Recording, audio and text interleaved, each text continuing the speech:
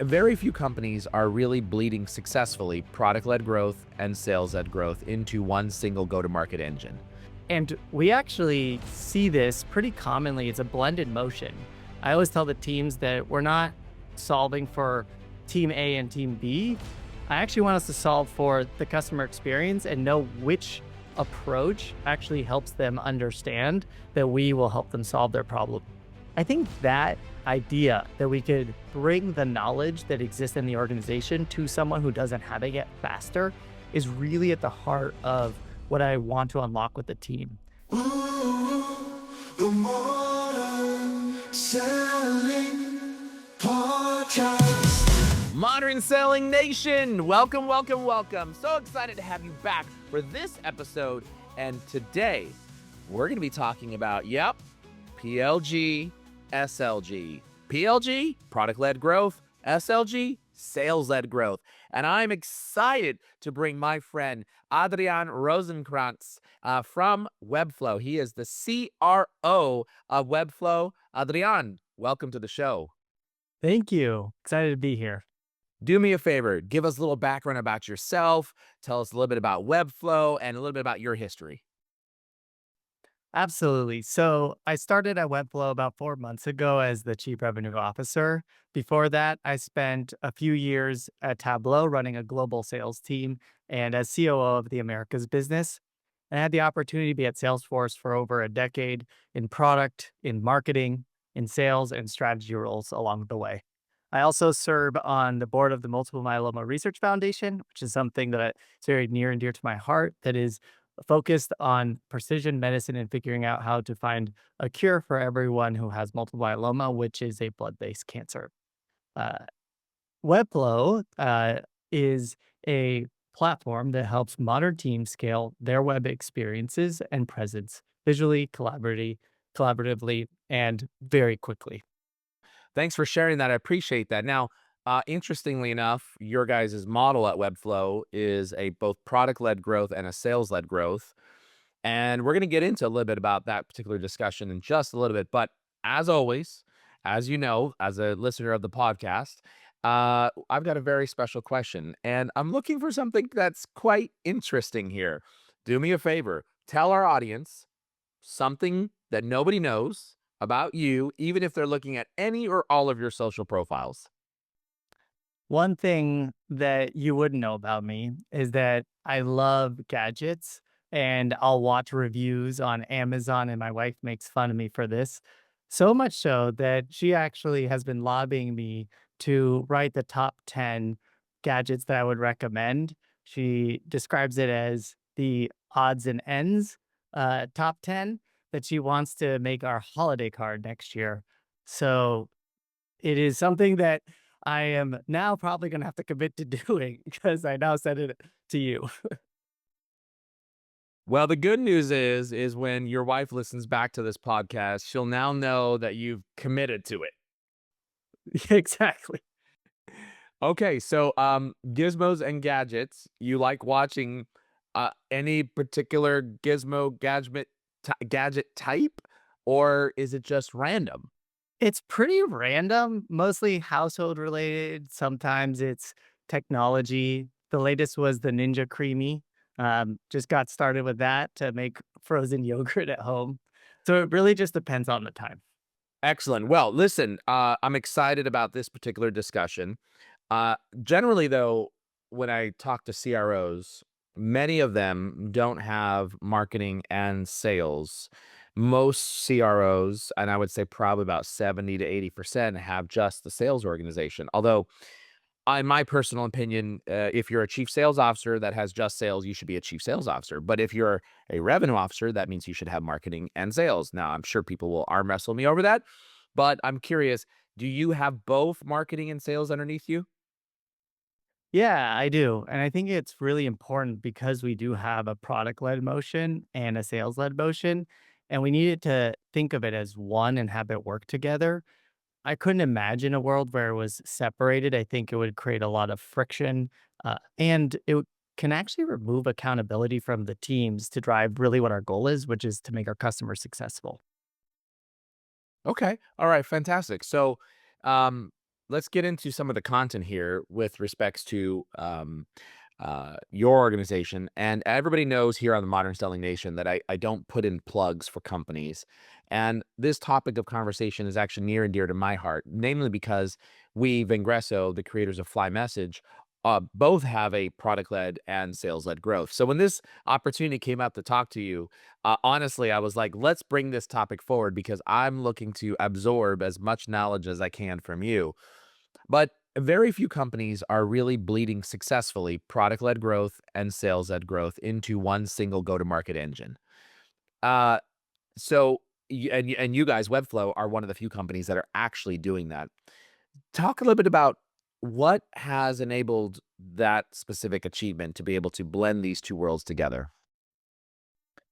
It's a great question. Blending the two worlds together, it isn't easy. And I think the main reason is because they're two different buying motions.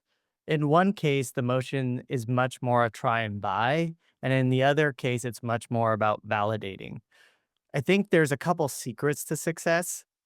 The first part is having a product that can scale and be enterprise grade while also providing that simplicity that allows someone to just start and solve a simple problem. In our case, it's building their first site. So part of it is where your product sits. I think the other part is how you orchestrate your teams to show up for customers across sales, marketing, support, and understanding how that dynamic, frankly, right now is changing, which it's rapidly changing with AI and becoming much more critical to really meet the moment and meet their needs faster than ever before. And I actually think AI is making this transition easier because people are coming to you with so much more context, with so much more understanding before they arrive to you at all to understand if your product meets their needs. And then I think it becomes a question that's pretty fluid of when the way they want to understand whether your product does what they need it to is going to be working with people to understand that versus working within the product to test it out. And we actually see this pretty commonly. It's a blended motion. I always tell the teams that we're not solving for team A and team B. I actually want us to solve for the customer experience and know which approach actually helps them understand that we will help them solve their problem. Got it. And so you gave a really good definition of product led and sales led growth. Maybe not the word definition, description. How about that? You said product led is people want to try it before they buy it or touch and feel, whereas sales led people are looking for validation. Did I capture that correctly? Yeah, I think that's a key part of it. When we also are working with the sales team, there's typically a more complex set of requirements that we're trying to navigate through. Whether in our case there is a global company, there's a lot of different ways you can solve the problem, and they're looking for best practices. And we embed a lot of that in the product, but sometimes it's really effective to do something like a workshop or work together through what are we seeing in the market and how do we help them meet that moment. So validating is one key part of it, but I also see us bouncing between both motions, even in the sales led cycle.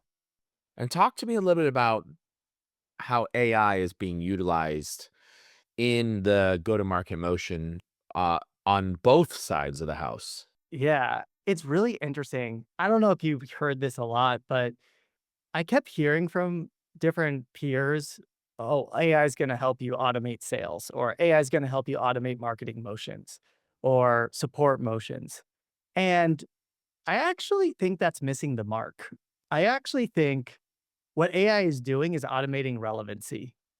And as I take a step back and think about what our customers are seeing, so we have over 300,000 customers who build their websites on Webflow. And there's this massive trend and acceleration of large language model AI, bot traffic going to everyone's sites. And what that means is that discovery is changing. People are learning about your products before they even get to you. And so when I think about what that translates to, it translates to a world where your customers are actually getting an engagement with AI that is context aware, that has a memory of who you are, and hyper relevant.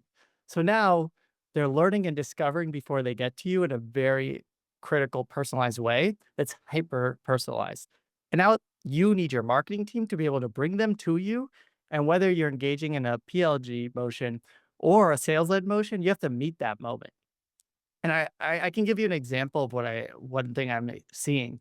So one area we know works is when your content is up to date and refreshed, you're going to see improvement in discovery. We're seeing this in SEO. We're also seeing it in AIO, which is AI search. We typically see roughly a 18% lift on for ourselves whenever we do this effectively. The problem we had is that it takes a lot of time to refresh the content. And so it's much like painting the Golden Gate Bridge. By the time you're done, you have to restart. And this is where AI kind of came in because we are using it to identify stale content, propose refreshes, and then have a human in the loop saying, yes, we accept, or no, we're going to make these tweaks. And what that's doing is it actually accelerated our content refreshes by 3 to 4 times, which then is impacting the discoverability and the relevance when in AI and in SEO search. And I find that that's actually a really good example of how we are starting to adapt to try to meet that relevancy. But then the next step is, okay, now when they talk to someone, we also have to meet that moment. We need to continue that relevancy in how we train our teams who are talking to them at first, which in our case is an SDR in the sales led model. And the SDR now has a custom 10-step sequence GPT that reduces the amount of time it takes for them to prep by about 80%, roughly, we estimate, so that they can now start to meet the customer where they are with more relevance and speed. Interesting. You definitely piqued my curiosity on the 10-step GPT that you guys, I think you built that. Is that what you said? Yeah, we built it. Interesting. So you let me come back to that one. Content makes total sense. There's lots of great tools that are out there that we do the same thing. In fact, our strategy is every other month. So month one, let's just say it's refresh. Month two, it's new content. Month three, it's refresh. Month four, it's new content. So that's our strategy. Very similar to you. We're utilizing AI inside there, and some really amazing tools that are there. Let's deep dive. Are there any other like AI centric components that you guys have built to support marketing and helping to scale? For example, this whole weekend, I was totally enthralled and engrossed myself into the AI agents for marketing, right? And I started watching my TikTok feed now is totally consumed with these individuals, really smart folks who are making all these different workflows with NAN and Make.com and Lovable and to be able to create these workflows to use internally for whether it be ads or research or keyword analysis or whatever it might be. And I was like, oh my God, if I only had 48 hours in a day, I could be able to do all this, right? I was like, man, someone should make an agent that actually creates the agents that tells you what you need. But are there any other models that you guys have used inside of marketing for AI that will be of interest to talk about? Great question. So the way that we've been distilling it down for our teams is we have discoverability that we want to solve for, and how do we bring more people to us, and then also conversion.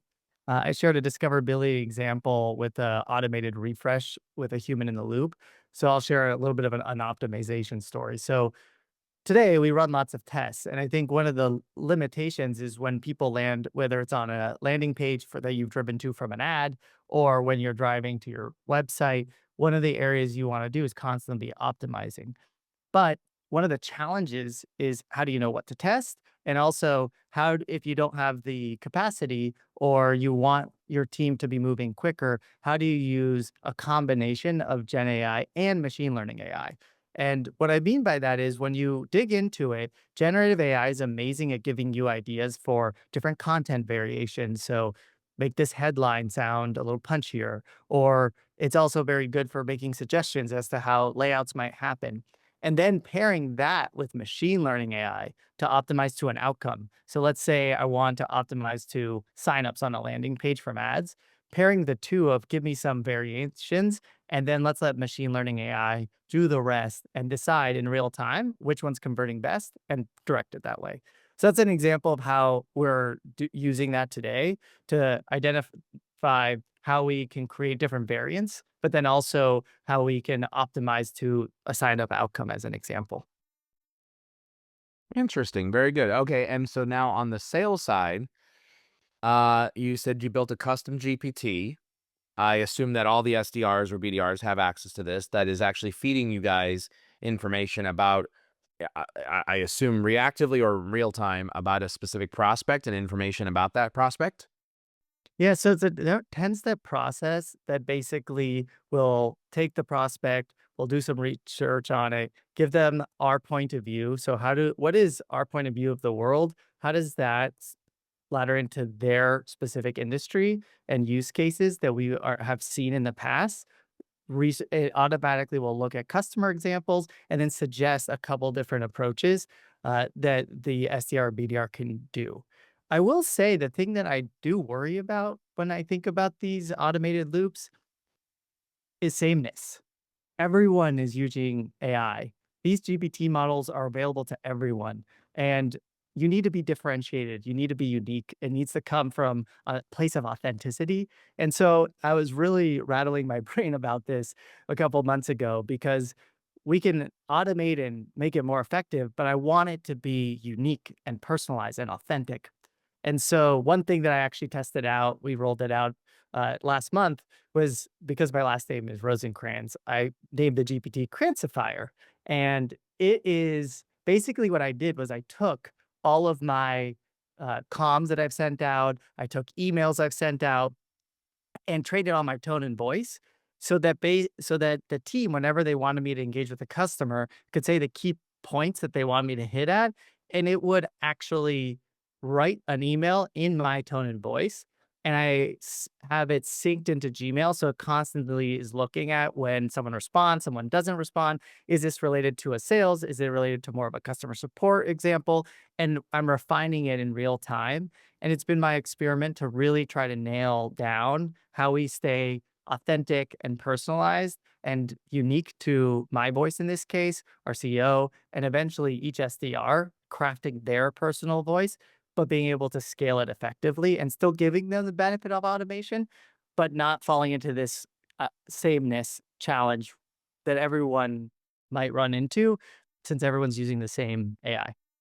Interesting. So within Fly Message, actually, as an AI writer component for salespeople, we have a very big focus, coming from Vingresso as the world's largest digital sales prospecting training company for LinkedIn. We have LinkedIn commenting and posts. And what we actually did was for salespeople is we created what's called persona. So you get to create your own persona and tell us who you are. And then every single time we go to write a comment or we go to write a post for you, then we actually are writing in Mario Martinez's friendly voice or Mario Martinez's angry voice or Mario Martinez's whatever voice that I want. And sometimes it can be industry specific and sometimes it can actually be yeah, a tone specific. So you can create these different types of personas. And I think you hit the nail on the head right now. If you look at content, you can tell when something feels like it's been written by AI. You can tell when it's Chat GPT. But if you actually start incorporating things like, for me, Mario, I'm a very excitable guy. And as a direct result, you'll see in my writing, I will be exclamation points. You'll see me excited with content and you won't believe this. And those types of things where my personality really comes out into my writing like that. That has become a very helpful in terms of looking to engage and people can see a consistency across all my messaging, especially out in the public interface. So you're turning around and you're applying that now internally on a rep over rep basis to be able to learn that personality of that individual and begin to write like them. Yeah. Exactly, and I think it gets at a really big challenge, which is how do you create the education and fluency in AI so that every rep, every person who talks to a customer can not only leverage the workflows that we can create with AI, but make it also personalized so that it sounds like something unique and not something that anyone else could say. And I think that's a tricky scale that you have to hit to continue to not only be relevant for the customer, but to create a experience that feels authentic and feels trustworthy. Fair, fair. So there's a lot of companies trying to leverage AI for sales, and many have seen some good, strong ROI uplifts, upwards of 10 to 20%, and revenue increases as well.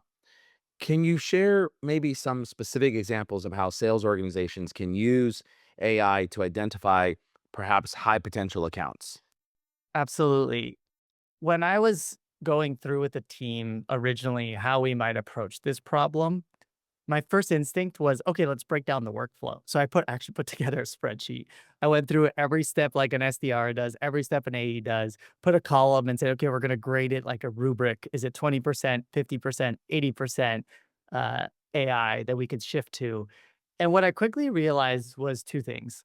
The first was this is assuming that the workflows we've done in the past are still the best way to do things. And the second is that our teams would already know how to use AI in this workflow easily. And so what we realized quickly was the best, most effective way to enable the team was to retool the workflow and take something that was very painful and make it super easy and really find friction that existed in a sales process to really make that process just seamless. And I'll give you an example. I don't think anyone really loves after you get on a sales call, putting together the quick recap, putting together the exact format you want to document your next steps in the CRM with whatever sales process you have. That whole loop is a lot of steps of work. It's critical, or else we wouldn't do it, but it takes time. And so we found that as an opportunity when I was trying to figure out how to unblock the team and really get them more comfortable. So we created something I call the next steps of fire, which is a process where we take the transcript that we have from the call, we drop it into the next steps of fire. It looks through it. It uses our sales process, identifies what the next steps are with who, what are the key risks of the deal, and formats it in a very easy way that not only can you save it in your CRM, but you can share it with your manager. And that process, really started to get adoption, and it was a light bulb moment for me to really identify where in the sales process we had friction and how AI can start to make that easier to, like, really start to scale the fluency and reps experiencing using it at the same time.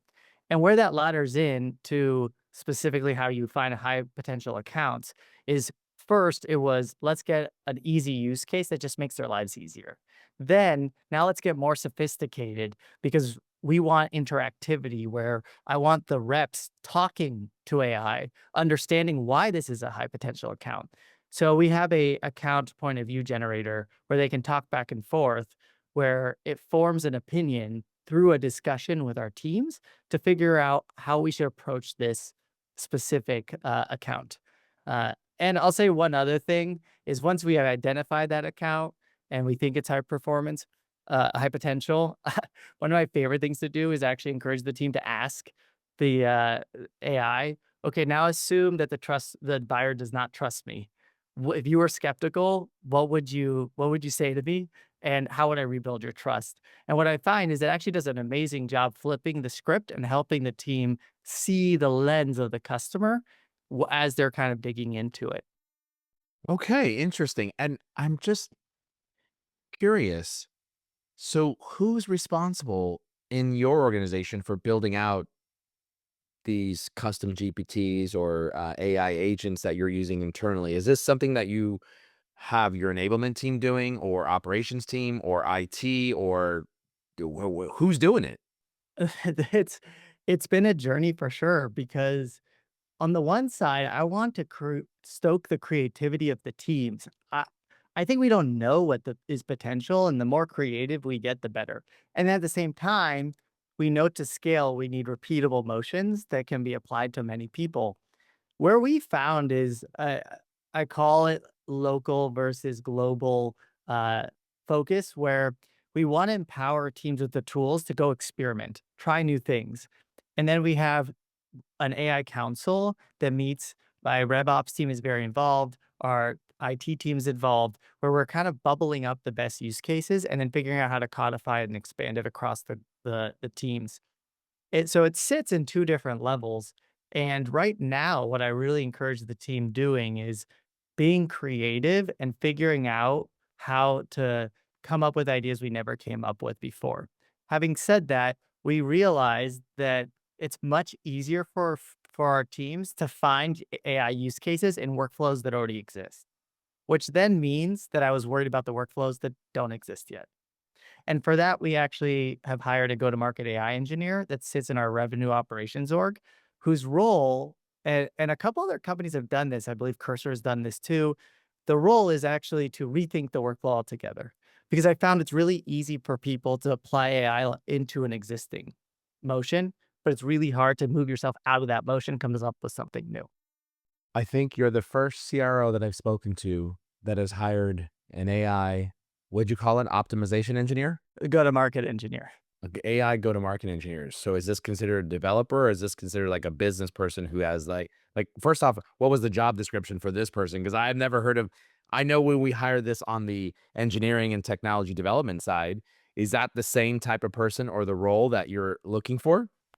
We flavor of it. We had a big debate about this because you need to understand how go-to-market works. You also need to understand how LLMs work, and you need to be able to use code and do tactics like reinforcement fine-tuning. So there's all these different skill sets, which is hard to find.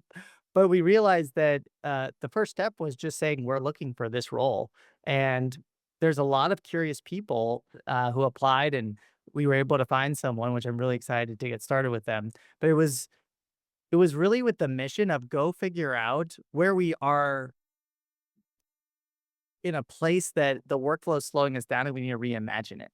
And that's really what that role is meant to do. So what the job description is go figure out how to reimagine our go-to-market motions using AI with a pretty loose, ambiguous uh, description, but really where our RevOps leader and myself are very tightly aligned is we're going to focus on which problems we think are just ripe for reimagining and put this person on it and see what happens. I always believe that the fastest way to get results is make someone accountable to it. So I wanted to make someone accountable to rethinking something that we're already doing. Okay, now that's pretty cool. That's actually one of the things I've never heard. And what an interesting job description. And basically it's, hey, your role is go build cool stuff with AI for the sales and marketing team to be able to make more money. And whatever comes your way, figure out a solution for it and be creative and bring us back something that's going to help us. You got it. That's a better job description. I should steal that. Man, that's so cool. I'd actually never even thought about that. And that I assume is reporting up through your enablement organization, your enablement leader, Our RevOps leader MevOps leader. Yeah, yeah, yeah. who owns enablement. Who owns enablement? Very interesting. Okay, so what I'm curious about, however, is what's the feedback loop?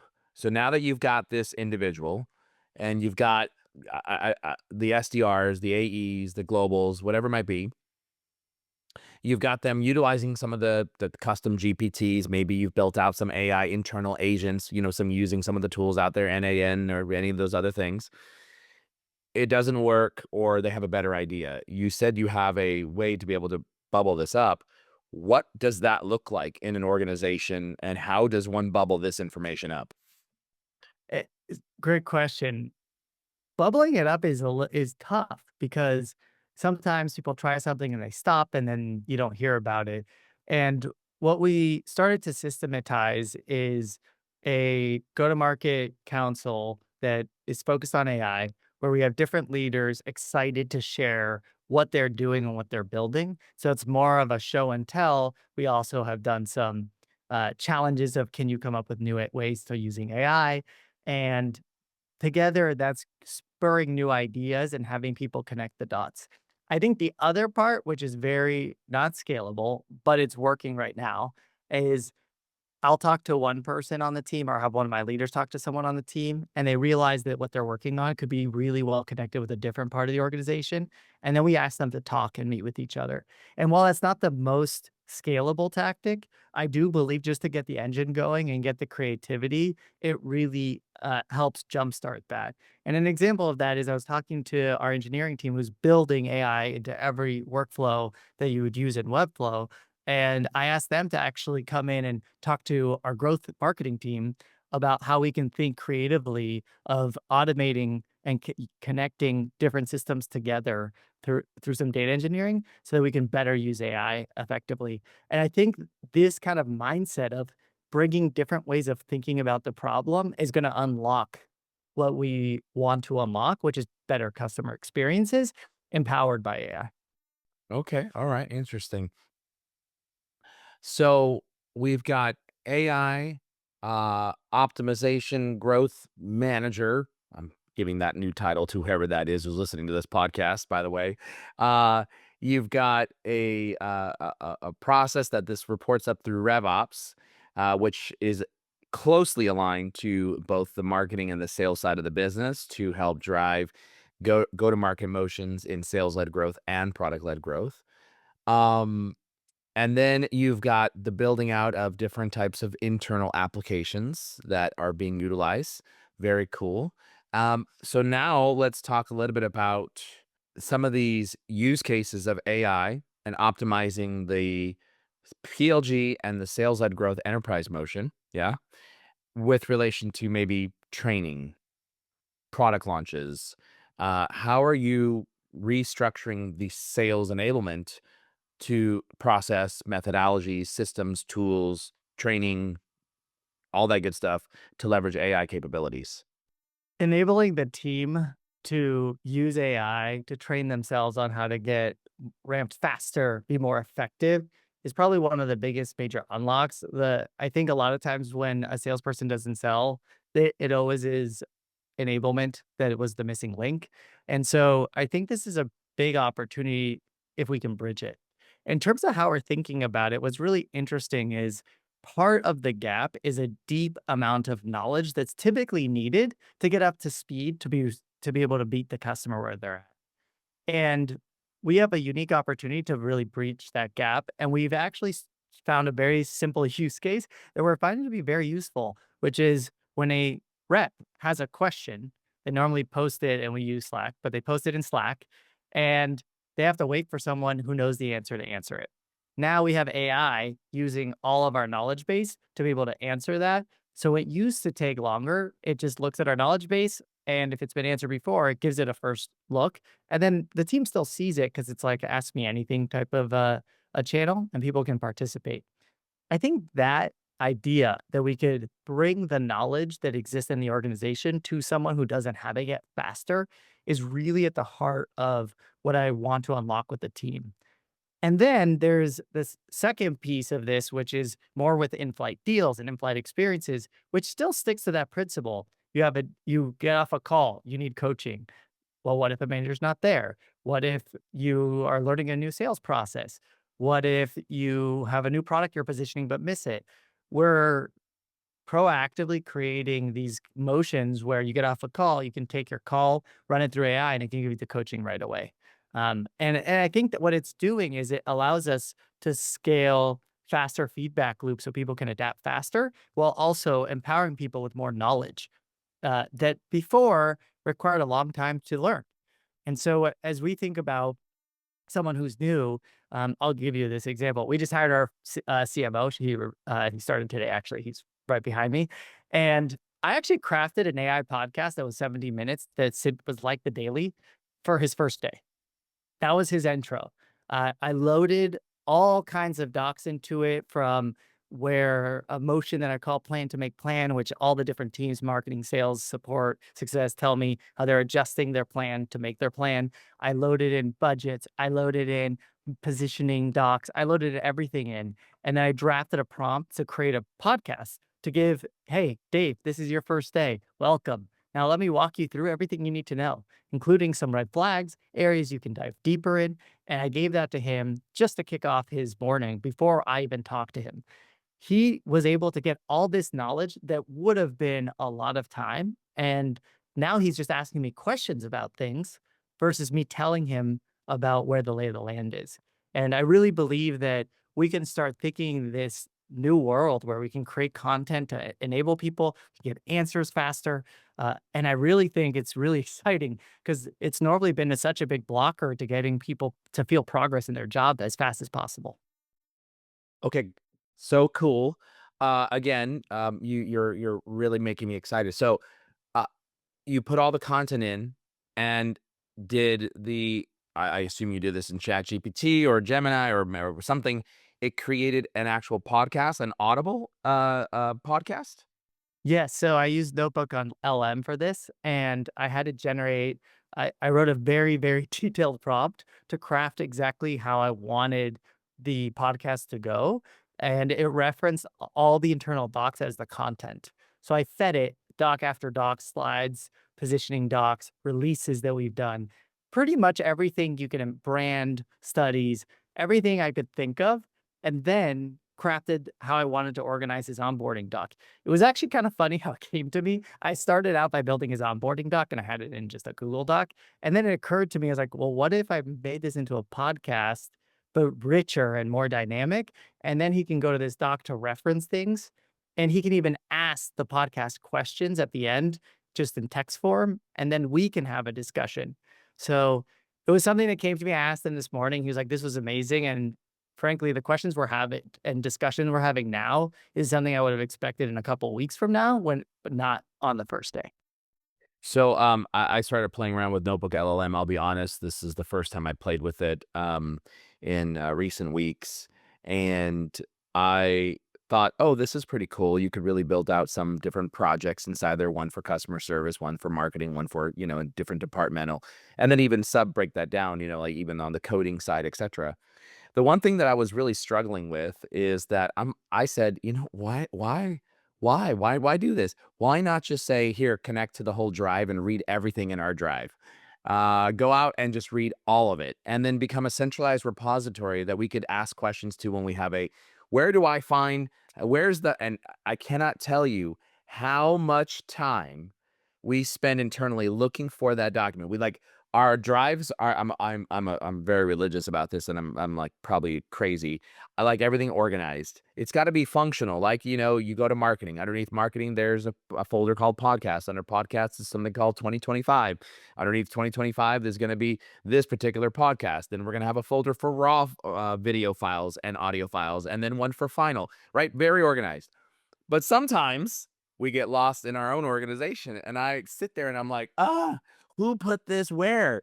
And I would just love it if I could just add in the whole drive and say, you know what? I want to build a customer repository, a knowledge base. Look at all of our replies from HubSpot on customer service. Look at all of our drive, and now build me the most frequently asked questions of whatever it is, 100 questions, and just do that. And I actually haven't been able to figure out how to do that. Maybe it's my own inexperience of how to use Notebook LLM, or maybe I got to go AI agent. I don't know. Well, you're stealing my secrets, Mario, because that's kind of what I did for the podcast. So I started out in ChatGPT. I had it look at the entire drive, and I told it which drive, and I did deep research in the drive, and I framed it as the question for the research was find everything in this drive that you believe is relevant for our brand new CMO starting on day one here at Webflow. And so I'd crafted that prompt and it first did a deep research and created an entire doc that I used as the guiding point for how to structure the podcast, and then added some. Then I did personally add like a couple key docs that I wanted to emphasize, as I mentioned before. But we're not that far away from that, and I think there's a way to do a form of that. Um, and more so, I was using it to kind of get to an outcome versus a search functionality. But I really think it's a remarkable unlock. I'll be honest, when I sent it to him, I didn't know if he was going to love it or not, and he said, "No, it was great. I listened to it twice." I was like, "You listened to 70 minutes twice this morning?" Wow, that's fantastic. That's great. That's great. Probably on 2x speed though. Yeah. Yeah, exactly right. No, that's so very, very interesting. So, uh, thinking about the use of AI in sales, RevOps, and marketing, how has AI changed which metrics you prioritize, especially when evaluating the effectiveness of whether it's product-led growth or sales-led growth motion? I still have some of the standards like pipeline and, sales accepted opportunities and, revenue. All those are still the same. What has been added though, I'd characterize, I mentioned at the beginning, there's a discoverability question, but then also the question around how do we convert and use AI to make more relevant, faster deal cycles, both in product and through sales led. So in the discovery, this is where I'm hyper focused on understanding how much of our traffic's coming from large language models and bots versus humans. How do we increase that? How is the conversion for those that are coming from chatbots, as an example?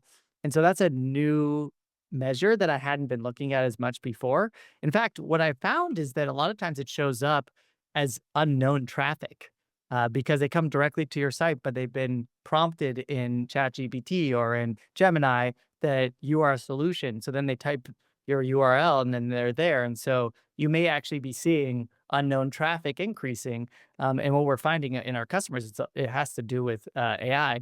So there's the discoverability piece, which I would say the bot traffic versus human traffic, understanding content freshness, which is not a new idea, but becoming more and more important.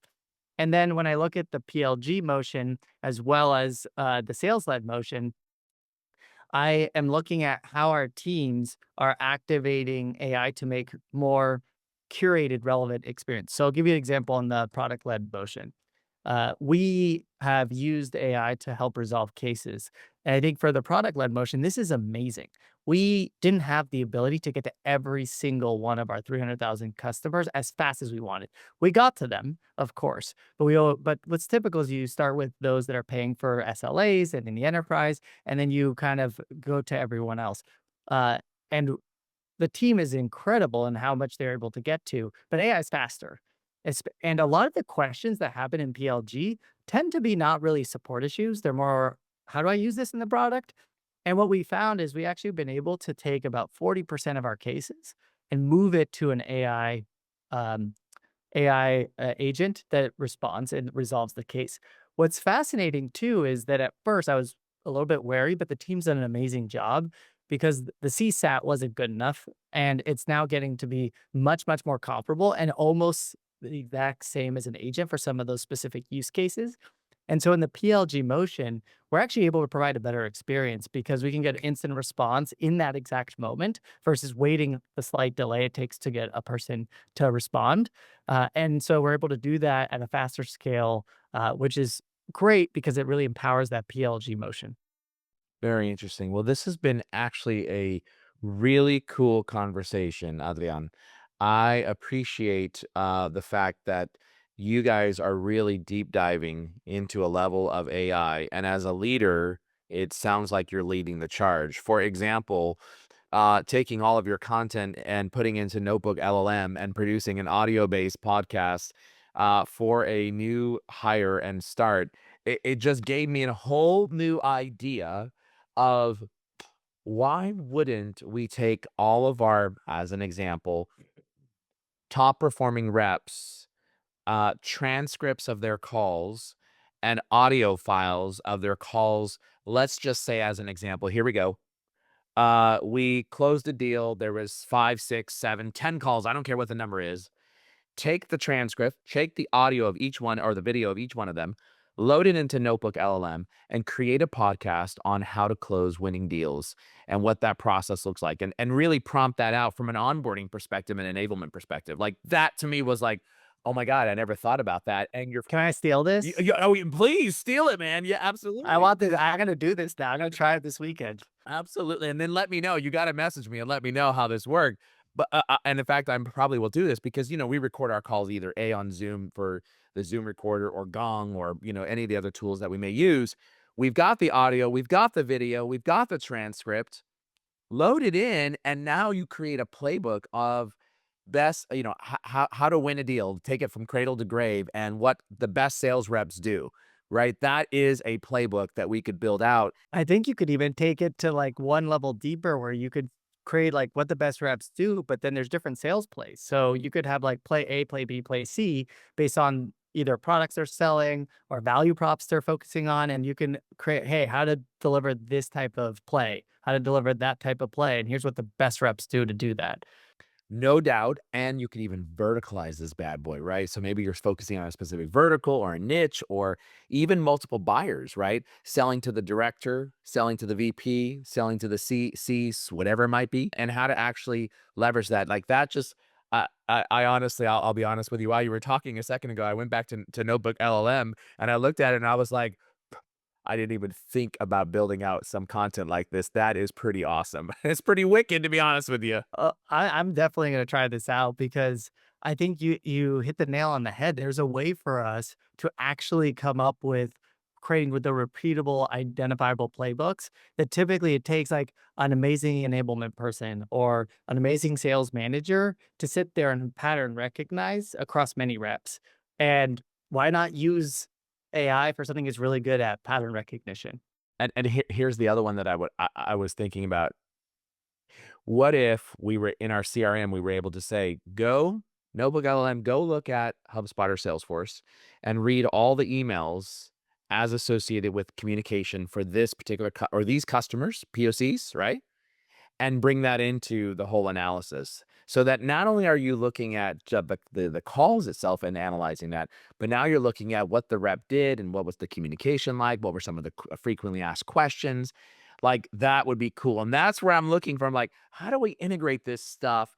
And I thought, we were Google. You need a go-to-market AI engineer. That's exactly what I need. There you go. For what's the gentleman's name that you said you hired? Oh, no, it hasn't started yet, so soon enough. So when they start and you're listening to this, there you go. That's one of your first opportunities right there.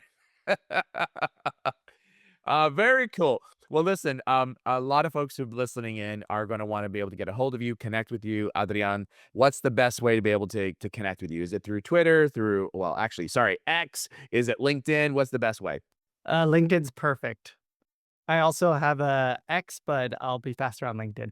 And to be clear, it looks like Adrian, but it's actually Adrian. And can you tell the story of why that is? Yeah, absolutely. So my dad's from Mexico City, and I grew up speaking Spanish in my house, and I had the opportunity to grow up in the U.S., but had a very multicultural upbringing. I love that. And so it's Adrian, and Rosenkranz is Rosenkranz. So make sure when you reach out to Adrian, tell him that you heard him on the Modern Selling podcast. But before I let you go, my friend, last question I have for you, and that is your all-time favorite movie. What is it? All-time favorite is Casablanca. Number one, I think it's because I was very close with my grandfather, and he and I used to watch it together. And so when I see it, it just brings memories of him. And he was always one of my mentors, and he always helped me push my thinking. And most importantly, he always taught me the best lesson of all, which is no matter what age I was and how much more he knew than me, he always wanted to understand my point of view. And even if he knew more about the topic, he was so curious about what I had to say and how I saw things. And it was one of the most important lessons I think I've ever learned. So Adrian, here's looking at you, kid. Thank you. Thank you so much for joining me on the Modern Selling Podcast. Hey, for all of you listening in right now, don't turn that dial quite yet. You got this very important message right now. Thanks for listening to the Modern Selling Podcast. Please do me a huge favor and give the Modern Selling Podcast a 5-star rating and review on iTunes. Oh, and don't forget, if you'd like to save 20 hours or more in a month and increase your productivity, go right now and download Fly Message, that's flymsg.io, for free. It's your free text expander and personal writing assistant. Hey, thanks for listening in, and until the next episode, good selling.